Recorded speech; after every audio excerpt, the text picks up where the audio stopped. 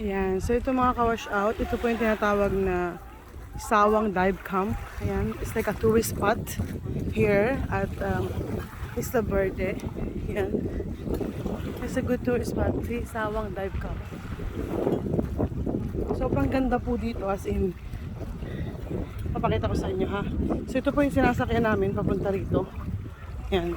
Mag-rent po kayo ng ganyan or pwede naman pong mag-ano. So ito po yung mga bangkan dito kung gusto nyo mag-rent para makapasok kayo dito.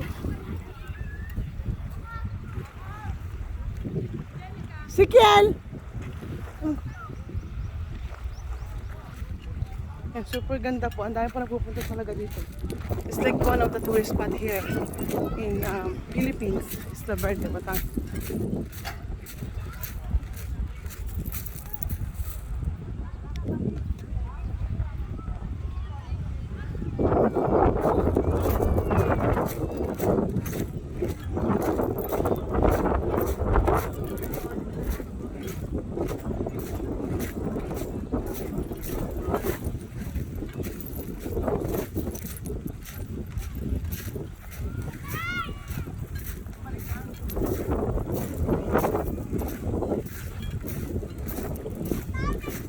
So, ayan po.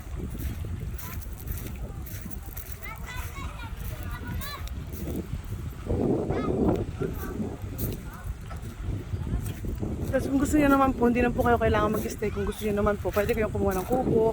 Ganun. Ayan. Kubo lang kayo, kakain kayo. Tapos, aalis din kayo. Kasi ginagawa namin, nag-island hopping kami. Pumunta kami dito and then go to the other places. Parang ganun. So, super pa po na ako ganda mag-stay.